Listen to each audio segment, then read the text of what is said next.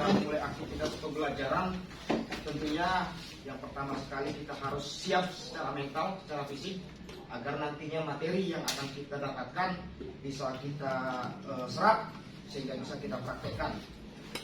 Oke, sebelum kita memulai aktivitas belajar kita, tentunya Bapak Ibu perhatikan sekeliling bagaimana supaya kita nyaman belajar. Tentunya karena kita menggunakan perangkat komputer, hati-hati terhadap kabel-kabel agar tidak terjadi sesuatu yang tidak diinginkan. Sebelum kita memulai materi, tentunya perkenalkan, walaupun mungkin di pertemuan-pertemuan sebelumnya kita sudah pernah ketemu, tapi lebih baik supaya lebih jelas, perkenalkan kembali, nama saya Dosmal Paningotan Manulang. Ya, untuk email, HP sudah tertera di depan. Kalau ada sesuatu mungkin yang perlu dipertanyakan di luar jam pembelajaran kita, dipersilakan. Ya. Oke, terima kasih. Itu sedikit perkenalan dari saya. Untuk Bapak Ibu, tadi sudah berjalan absensi. Ya, silakan diisi. Nanti akan saya cek. Kalau saya lihat sih dari pesertanya kursi semua hadir. Semoga di kelas-kelas berikutnya semua peserta dapat hadir. Thank you. Baik, sebelum kita memulai kembali aktivitas, tentunya perlu ya kita perhatikan. Apalagi kita di dalam lab komputer, tolong agar peserta didik Bapak Ibu tidak membawa makanan minuman. Kalaupun mengharuskan membawa minuman, tentunya harus kemasan yang safety ya, yang punya tutup yang aman supaya tidak terjadi kecelakaan kerja. Kemudian untuk ponsel mohon di silent, tidak perlu dimatikan agar pembelajaran kita kondusif. Kemudian smoking area ya, kalau untuk merokok, nah tentunya karena kita di lab komputer ada AC pendingin, jadi kalau untuk perokok ditahan dulu seleranya perokok. Ya, dilarang berbicara sebelum saatnya. Ya, kalau nantinya Bapak Ibu ingin bertanya ada waktunya. Jadi kalau ketika saya menyampaikan materi, saya berharap Bapak Ibu memperhatikan dulu, mendengarkan, menyimak. Nah nanti ketika saatnya saya melempar kepada Bapak Ibu untuk memberikan pertanyaan, dipersilakan. Kalaupun ada ketika saat saya memberikan materi sanggahan, boleh diangkat dulu tangannya. Seperti itu Bapak Ibu. Kemudian untuk perangkat-perangkatnya diperhatikan kabel-kabel ya. Jangan sembarangan asal diletakkan kabelnya, nanti takutnya tersandung ketika kita bergeser. Kemudian kalau seandainya terjadi yang tidak kita inginkan, perhatikan di koridor kita sudah ada alat tangkap. Kalau seandainya terjadi, Bapak Ibu bisa segera pergi ke area tersebut untuk melakukan pencegahan. Itu sedikit tentang self induction untuk pembelajaran kita. Sebelum kita memulai materi, pertemuan kemarin kita sudah membahas tentang seni rupa. Nah, di materi kali ini kita ingin mengetahui apakah seni dan desain itu sama atau serupa, atau serupa tapi tak sama. Ini yang akan kita bahas pada pembelajaran hari ini. Apakah seni dan desain itu serupa atau serupa tapi tak sama? Ini akan kita bahas pada pertemuan hari ini. Jadi mohon maaf, fokus untuk materi kita. Kenapa? Karena antara seni dan desain cenderung khalayak ramai atau masyarakat umum mengerti ini seperti sama. Tetapi bagaimana kebenarannya? Mari kita perhatikan. Baik, untuk mendapatkan informasi tersebut, maka judul materi yang harus kita ulas pada hari ini adalah bagaimana cara menentukan perbedaan seni dan desain secara teoritis dan tentunya melalui contoh karya yang sudah ada. Dari mana judul materi tersebut dapat?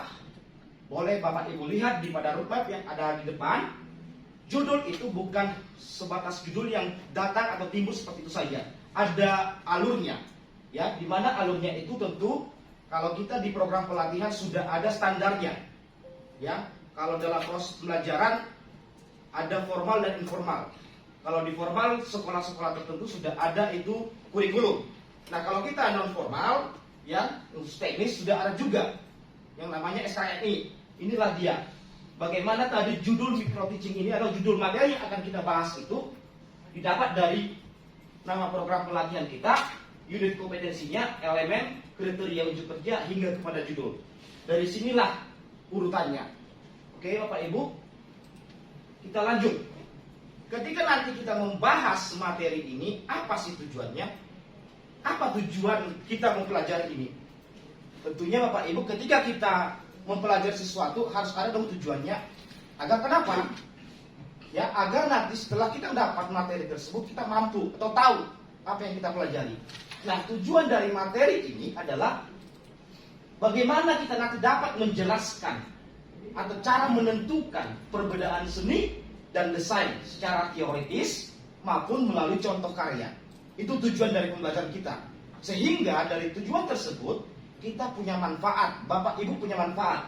Manfaatnya adalah setelah mengikuti pelatihan, Bapak Ibu dapat menentukan perbedaan antara seni dan desain melalui contoh karya di tempat Bapak Ibu masing-masing nantinya. Itulah manfaatnya Bapak Ibu. Masuk kita ke dalam pembahasan materi yang lebih dalam antara seni dan desain. Apa sih seni itu? Seni adalah suatu ekspresi perasaan manusia yang memiliki unsur keindahan di dalamnya. Ya, seni adalah suatu ekspresi, sedangkan desain adalah suatu perencanaan. Seni adalah ekspresi, desain adalah suatu perencanaan. Dari deskripsi ini sudah dapat sedikit informasi dari tagline tadi yang di depan, perbedaan antara seni dan desain. Kita lihat lebih jauh ke dalam. Seni terdapat atau dikelompokkan kepada seni musik, seni rupa, seni tari, dan seni sastra. Sedangkan desain itu terdiri atau dikelompokkan terhadap desain struktur dan desain hiasan. Dari submateri yang kedua sudah dapat kita simpulkan sebenarnya dari deskripsi, kemudian dari pada bagian-bagian kelompok dari seni dan desain tadi. Dari kedua pembahasan ini kita sudah dapat membedakan sebenarnya Bapak Ibu. Tetapi agar lebih konkret dapat kita simpulkan. Baik, sebelum kita simpulkan kita lihat nih Bapak Ibu, contoh. Yang gambar ini adalah contoh sebuah gambar seni. Ya, di mana gambar ini adalah bernama Ocean Front yang dibuat oleh seorang artis kenamaan yaitu Beeple. Ya, informasi dari seni ini adalah karya seni yang menggambarkan bahaya dari perubahan iklim dunia. Bayangkan Bapak Ibu, karya seni ini pada tahun 2021 terjual sebesar 6 juta US dollar. Karya seni ini. Inilah salah satu contoh karya seni. Bagaimana dengan desain? Kita perhatikan. Kalau secara kasat mata sama-sama gambar, letak bedanya di mana tadi? Ya, ini perhatikan. Inilah salah satu contoh karya desain yang dibuat oleh seorang arsitek, ya, namanya Mersan.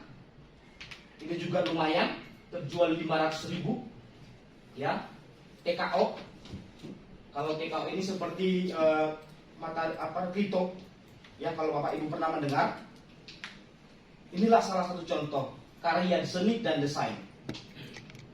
Lalu apa yang menjadi kesimpulannya dari tadi deskripsi, kemudian dari kelompok-kelompok dari masing-masing seni dan desain, apa yang dapat kita simpulkan? Bahwa seni cenderung lahir karena pemikiran penciptanya. Ya, saya ulangi, seni cenderung lahir karena pemikiran penciptanya. Sedangkan desain umumnya lahir karena ada kehendak lain di luar pembuatnya. Jadi bisa dapat kita bedakan Bapak Ibu. Kalau seni itu lahir dari kita sendiri. Sedangkan desain, ya tentunya kita membuat sebuah karya desain ketika ada orang yang meminta. Seperti itu. Itulah kesimpulan perbedaan dari antara seni dan desain. Maka dapat kita simpulkan bahwa seni dan desain itu beda. Oke, Bapak Ibu? Ada pertanyaan sebelum kita masuk ke evaluasi tentang perbedaan seni dan desain? Tidak ada, berarti mampu. Maka kita uji. Perhatikan latihan soal berikut. Perhatikan gambar di bawah ini dan tentukan gambar tersebut termasuk seni dan desain. Saya bertanya kepada Pak Maruf. Gambar yang ini merupakan contoh seni atau desain, Pak? Seni, Pak. Benar, Bapak Ibu? Yang lain? Benar. Benar sekali. Ya. Kemudian untuk yang gambar kedua, Bu Asnani, desain atau seni? Desain. Ya, tentu desain, karena cantik contohnya cuma 2 saya buat ya. Oke, thank you. Ya. Ya, ini adalah contoh gambar desain. Lalu, ini nih yang paling penting. Karena sudah kita jelaskan secara materi, secara contoh, apakah perbedaan dari seni dan desain tadi? Boleh, siapa yang bisa menjawab? Pak Dedi? Ayo, siapa yang tadi bisa menjawab? Karena tadi sudah bahas perbedaan antara seni. Kalau seni, Ya, silakan. kalau seni itu keluar dari pemikiran sendiri. Oke. Sedangkan desain itu hasil dari seseorang yang meminta kita membuat suatu karya. Thank you, good job. Kita perhatikan bahwa perbedaan dari seni dan desain, ya, seperti yang tadi Bapak Rian jawab, benar. Seni lahir karena pemikiran penciptanya, sedangkan desain lahir karena ada kehendak lain di luar pembuatnya. Thank you pada Bapak Ibu yang sudah fokus di materi, sudah bisa menjawab dengan baik dan benar. Karena sudah selesai dan tidak ada pertanyaan dari Bapak Ibu, maka tentunya saya ingin menguji Bapak Ibu di evaluasi apakah Bapak Ibu tadi concern menerima informasi dari saya atau tidak. Silakan Bapak Ibu diakses link berikut untuk menguji kemampuan atau tingkat fokus Bapak Ibu ketika saya menyampaikan materi tadi. Link evaluasi sudah saya kirim di grup, silakan diakses, silakan dijawab. Saya beri waktu hanya 3 menit untuk menjawabnya Bapak Ibu.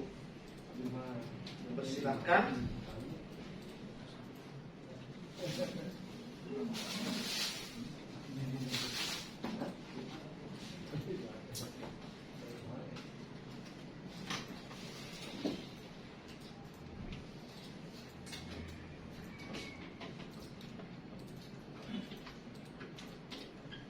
Oke, thank you. Saya rasa sudah ada 10 orang yang sudah menjawab masuk di link saya. Tinggal beberapa orang lagi, saya tunggu. Masih ada waktu sekitar 1 menit.